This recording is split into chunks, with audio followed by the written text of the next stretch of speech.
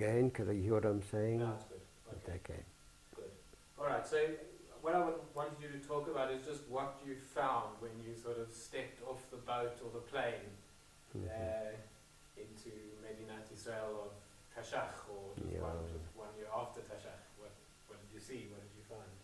I'll come and sit down. Just look at me rather than at the camera. Yeah. Because that's. So you would like to talk about that part of our aliyah with by plane. Well, when we came, there were no regular flights from South Africa to Israel. It was already, and we came on a Dakota plane that had been purchased during the War of Independence from the South African Air Force. It took us 2.5 days to get to Israel as a group, and we spent the first night we slept at Nairobi, and the second night at Port Sudan. And the third morning we arrived at Lud at the airport, and there were friends of ours from Habonim, South Africa, who were members of Mayan Baruch, had specially come down to meet us. And we got off the plane, and it was a very hot Khamsin, and there was also a member of Afikim waiting to meet us, and the Habonim representative from Kfar Blum, Aryeh Sev. And they had arranged for us to spend a few days in Tel Aviv at Hotel Monopole, which still exists to this day. And there, as a group, very naive and very idealistic, knowing that we wanted a certain type of kibbutz, we met up with the representatives from Habonim and from Afikim, and we had to decide where we would go for Hakshara. We didn't want a kibbutz that had a political orientation. We felt that our ideas were social ideas of equality and group togetherness, but not necessarily belonging to a political entity. So there were 3 days of heated discussions, all cramped in a little room in Hotel Monopole. Out of our whole garin of, I think we were 20 members of Habonim, only 2 of our members knew enough Ivrit to be able to express themselves, and they were the translators between the South Africans, non-speaking Hebrew group, and the Israelis. The Israelis had already decided, we didn't know that Yeah, that's fine. Continue. They had already decided that Afikim would be the best place for us because it was a developed kibbutz. It could give us facilities for Hakshara and work training and Hebrew lessons, and I don't know whether we just sort of weren't sufficiently strong in our ideas or in our ability to put our ideas across. Anyway, we agreed in the end as a group to go to Kibbutz Afikim for our period of Hakshara. We traveled from Tel Aviv to Afikim on the back of a big truck. I don't even think there were seats in the truck. I think we stood most of the way. And we arrived at the Kinneret on a grey Khamsin day, and my greatest disappointment was the Kinneret wasn't a deep blue inland lake. It was a grey, unclear colour, but we nevertheless sang the song Ve'ulai, Ve'ulai. Was it a dream that we were going to arrive in Israel? And we thought of all our friends who had not yet come. And It's quite clearly engraved. I mean, we're talking about something that's 56 6 or so years ago, it's very clear in both your memories those first few days. Yeah, I think so, very clear.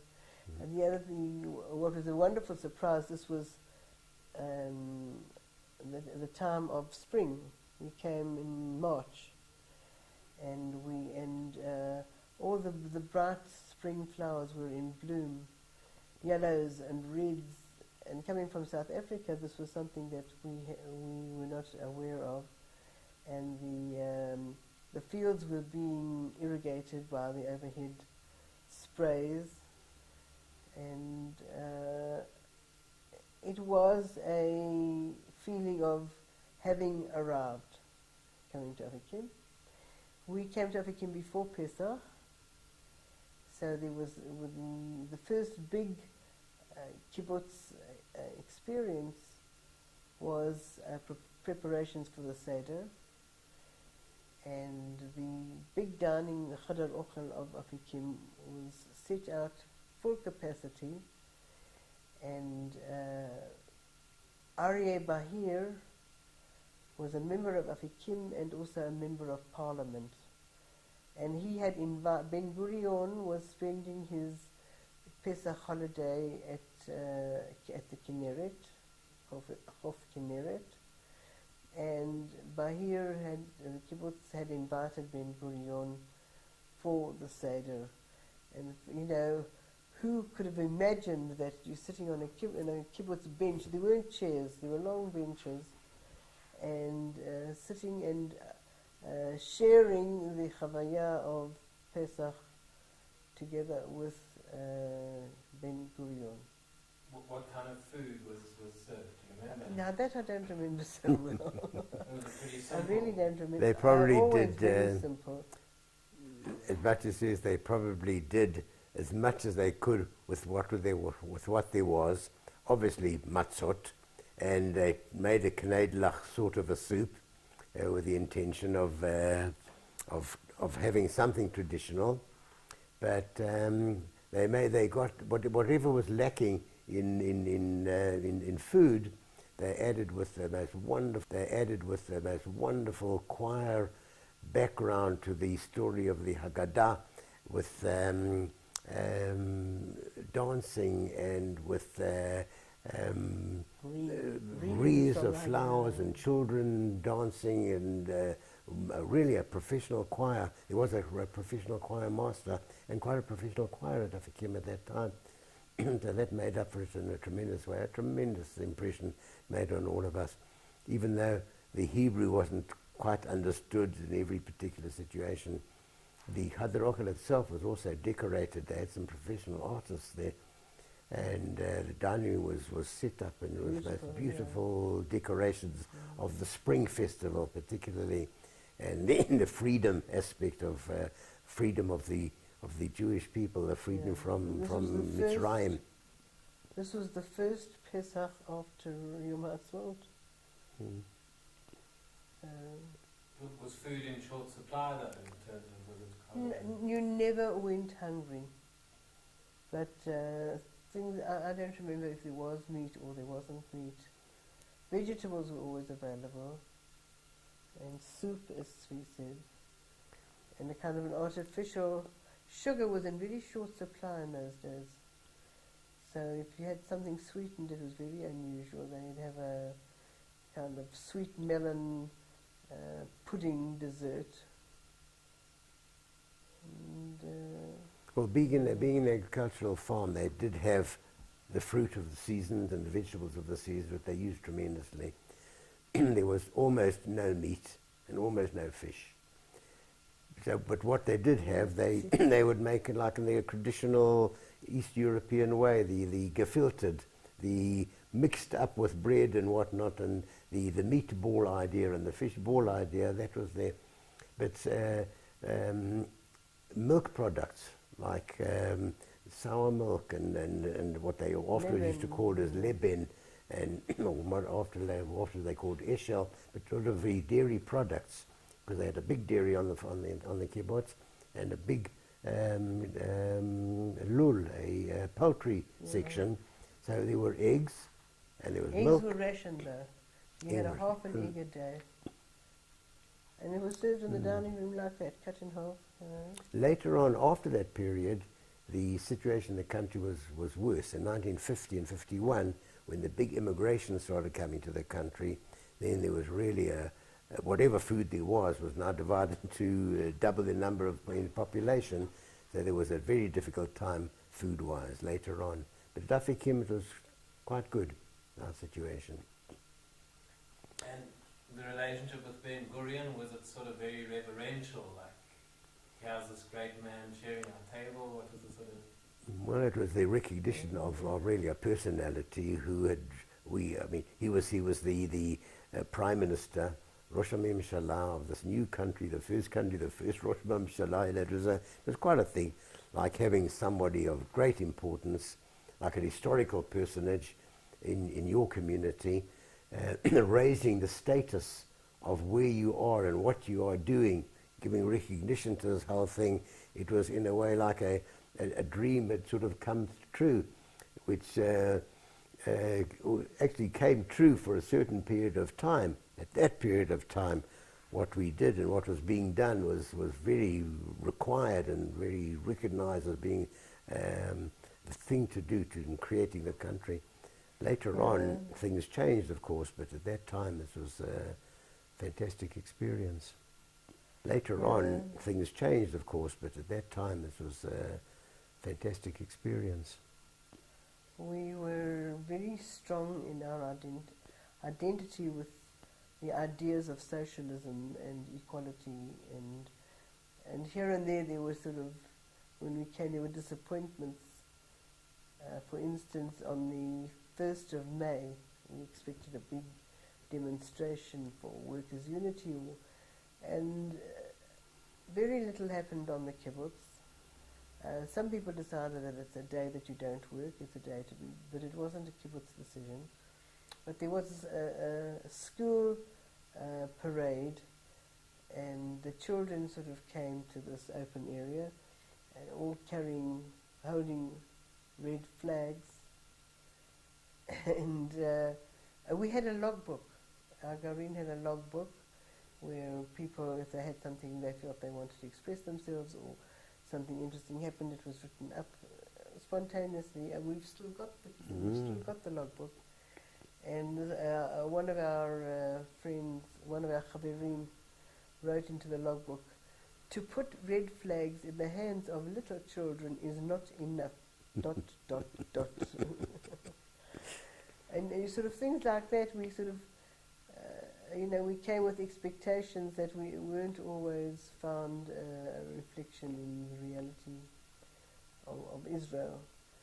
And I think what we didn't realize was we came very shortly after a very,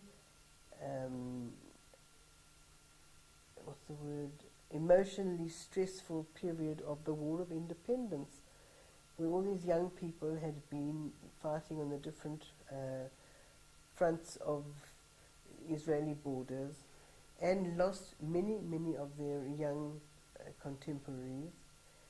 And they didn't talk about it. They maybe talked about it to themselves, but to us as a South African group coming from the outside, we weren't made to feel that, the country had just been through a trauma, or everything was business as usual and friendship and... building and rebuilding. Quite right. Do you think there was a coping mechanism? There was just a way of... I don't know.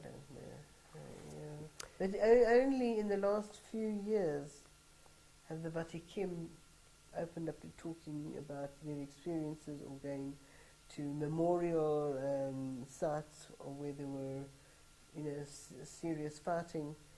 It was kind of I think that it was their own defense mechanism, that it was a very difficult period, and by switching off and saying, we're carrying on with building the country, and didn't give it sort of a full expression of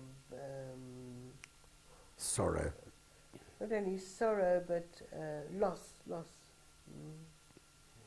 Which was, in a way, a little bit parallel to the Shoah, the Holocaust. because that also was a terrible experience for Jewry the world. But these people who had been part of this, they were there. People who had escaped, people who had come somehow were liberated and came through.